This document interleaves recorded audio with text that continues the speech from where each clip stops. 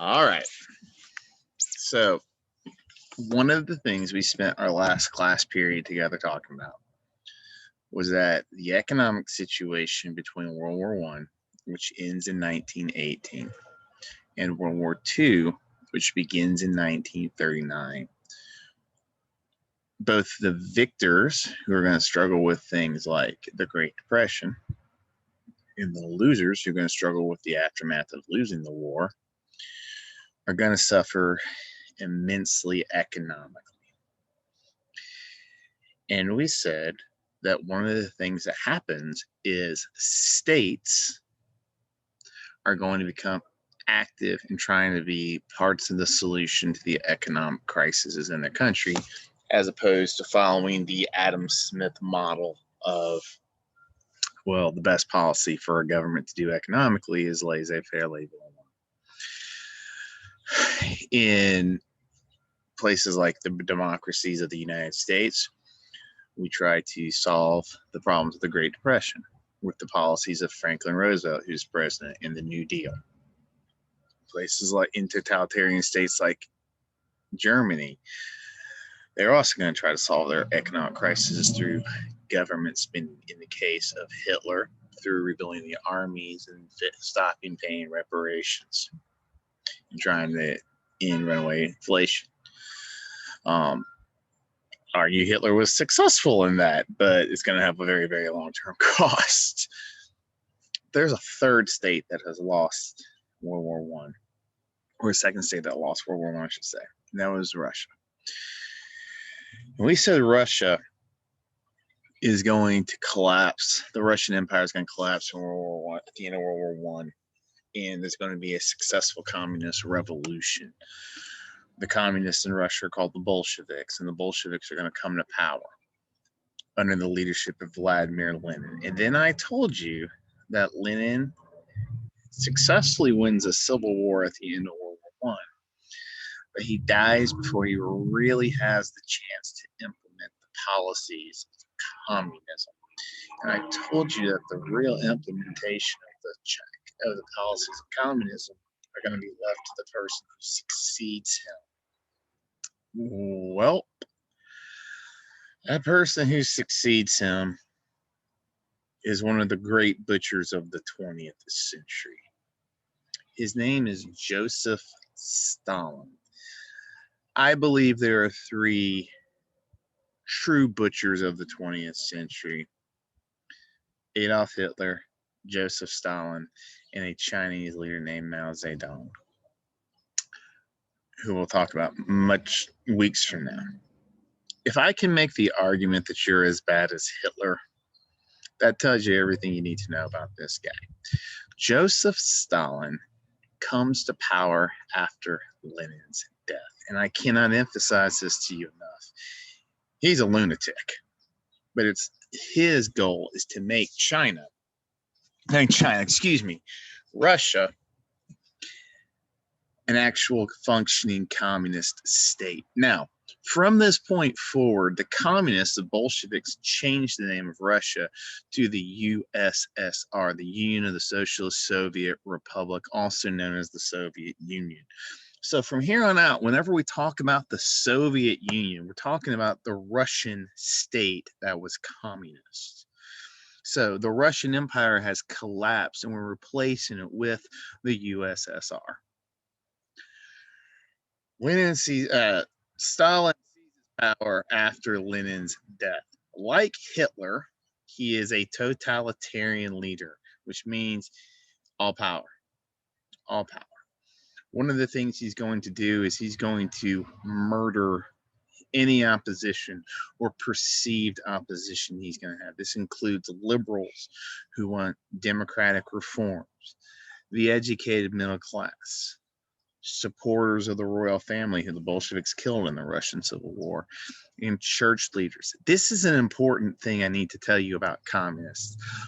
All communist movements are also atheist movements. Communists don't want you to believe in anything but the power of the state. Karl Marx himself famously said that religion is the opiate of the masses. Basically, that means the drug of the masses, and we have to get them off of that drug. Soviet communists in particular are going to be very anti-religion, and they're going to execute thousands and thousands of church leaders who were the heads of the Russian Orthodox Church. Soviet Union very much is going to be an atheist state. Just remember that. Remember that communists tend to be atheists and aggressively anti-religious. And that's pretty much all communists. That's a pretty good rule of thumb. He is going to implement communism through a series of plans known as the FiveYear Plans. So he's the leader after Lenin.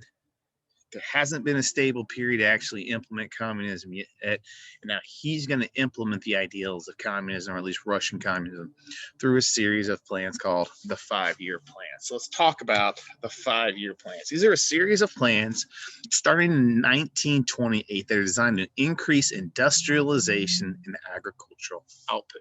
Now remember, what do communists want?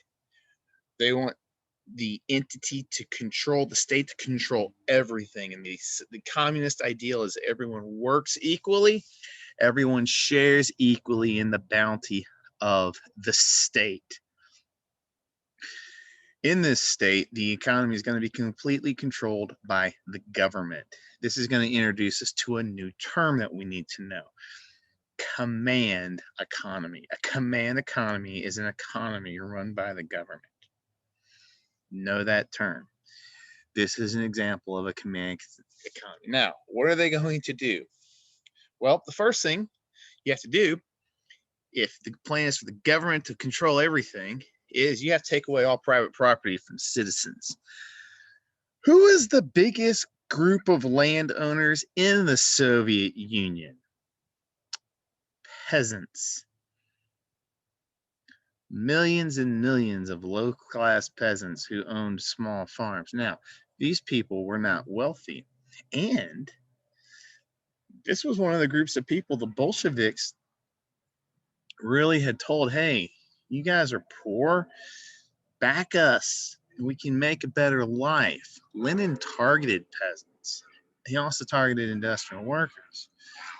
What was never really explained to the peasants is the ultimate goal if we win is we're going to take all of your land. And that's what happens. The government is going to seize the land of millions of peasants and is going to build giant state-run farms using industrial equipment, and the goal is to greatly increase the amount of agricultural output. We call this seizing of private farms and building giant state-run farms, collectivization of agriculture. So the state is going to take all this private farmland away, and instead of having hundreds of peasants own small farms, there's going to be one giant state-run farm in its place. The government's going to run factories and roads. The big emphasis is let's make this state an industrial power. We can never be an equal state with the others until we have equalization and industrialization. We've become an industrial power. So they want to increase the amount of food production in Russia so that they can support more workers in factories. Now, these attempts are going to have a tremendous human cost. And here's why. Russian peasants are like, wait, you're taking what from us? And peasants who are like, wait, what's going on? Or sometimes even actively resist are going to be murdered by the Soviet regime under Stalin. Hundreds of thousands of Russian peasants are going to be murdered or killed or threatened with death if they don't give up their land to build these giant state-run farms. And here is the argument that Stalin is worse than Hitler. Stalin is murdering his own people on a level that someone like Hitler never does, which doesn't mean to say that I'm saying Hitler's a great guy. But I'm saying this is the argument about why he's a peer as far as being a murdering lunatic this year in this. So you have hundreds of thousands of peasants who are murdered, and then you have millions and millions and millions of peasants who are forced to work now on these giant state-run farms. Well, these giant state-run farms oftentimes run on pseudo-communist science and ideas. And originally, instead of creating more food, they create less food. And this is going to lead to the Soviet famine of 1932 through 1933. Mismanaged state-run farms did not produce enough food. So when these giant state-run farms didn't produce enough food, who's not going to be fed? Well, who's more important to the regime? Industrial workers or the peasant farmers? And the answer was industrial workers. You have this really, really, really odd situation. You know who's always the last group of people in a society to suffer famine in most instances? The people growing the food. In the Soviet Union, almost all this food that the peasants are growing, because it's state controlled, is sent to the industrial workers, and the peasants are starving to death. If you're a peasant and you're found sneaking some food out of the field or hoarding any food, you're going to be shot. It is believed as many as 4 million people may have died from this famine in the Ukraine. The Ukraine is one of the breadbasket regions of the Soviet Union. These people are not necessarily ethnically Russian. There has been some historians who believe that this was a purposeful attempt at genocide by Stalin to get rid of an ethnicity and a group of people he didn't care for.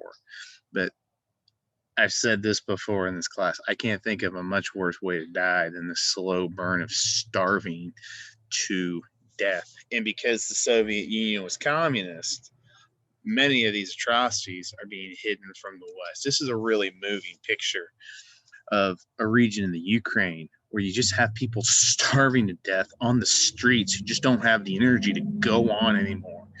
This was happening to millions of peasants under Stalin's regime. So Stalin has killed hundreds of thousands of peasants who resisted his attempt to collectivize agriculture. And there's a famine brought in because of the initial policies of the Soviet Union towards having farms like this, and where they're not producing as much food.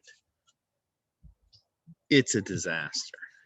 Now, one of the things that Stalin promotes is a cult of personality. We call this a hero cult.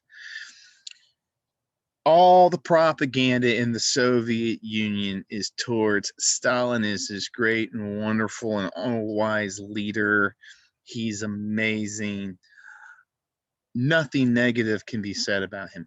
The school curriculums in the Soviet Union go on and on and on about the glories of Stalin and all he's done for the people.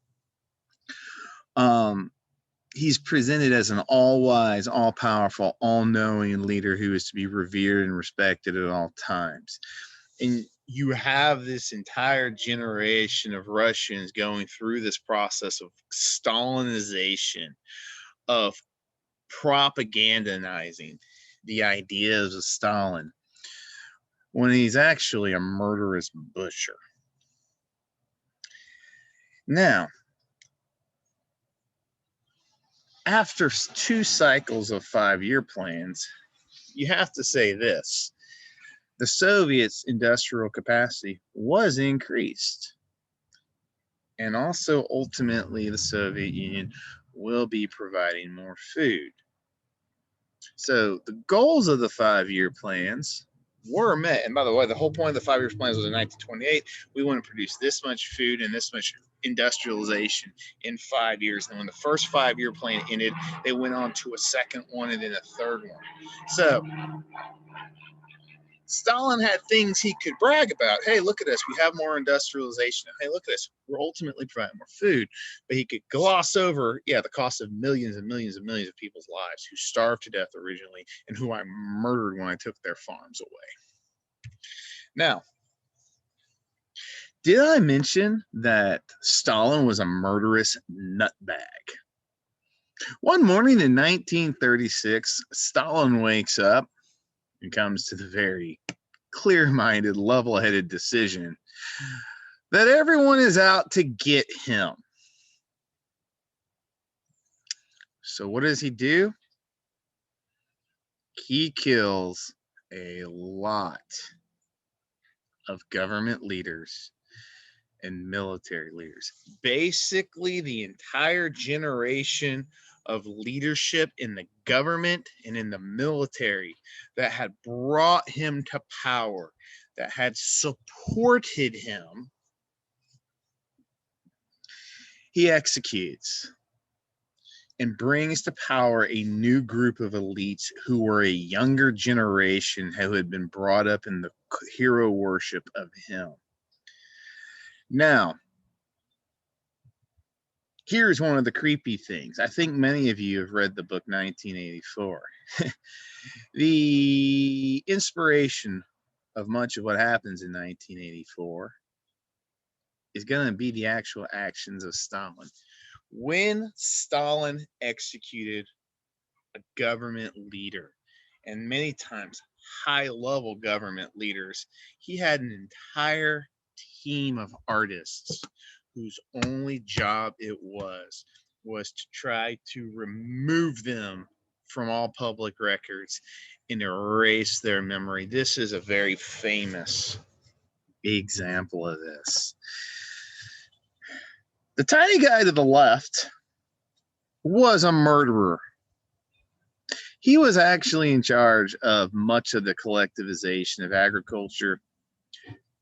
At the very least, tens of thousands, if not hundreds of thousands of deaths that occurred in the Soviet Union, he was directly over.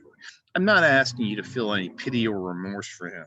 He was a very loyal lieutenant of Stalin's before the Great Purge, but he's one of the people who ultimately gets purged, and you can see this before and after. And just trying to completely erase the memory of this person ever existing. It's horrifying. It's insane. Stalin is a lunatic. And I can't emphasize this enough, but the ultimate result of the Great Purge was he increased his stranglehold of power in the Soviet Union even more. Now, so this is an example of a government leader trying to actively solve the issues economically of his country through government action, through the 5-year plans, which included collectivization of agriculture, the removal of all private property from all private citizens, government-run industries, and everything being run by the government. He's also going to do these things at terrible human costs. Now, here's one of the biggest problems with the Great Purge. The Great Purge lasts from 1936 to 1939. Part of what he does is kill thousands and thousands of military officers in the Communist Army. Again, many of the people who fought, bled, and died to put him in power. That's ironic. But here's the thing. Why does the Great Purge end in 1939? Because World War II is about to start. And the Soviets are going to be drawn into World War II. And they're going to be fighting in World War II. And we'll talk about that story in the lessons to come. But right before this war starts, he basically eliminates all the senior level military officers in his army. And this is going to cause a tremendous problem for the Soviets at the beginning of World War II. Remember this when we start to talk about World War II, that right before that war occurred, the Soviets under Stalin had basically just replaced all their experienced military leaders with a bunch of wet behind the ears young officers who got to their positions of power, not due to military ability necessarily, by their devotion to Stalin. And the Soviet army is going to be greatly weakened as a result of this. Remember that little story, going forward. Hope you guys have a great day. Stick around, and I'm going to give you your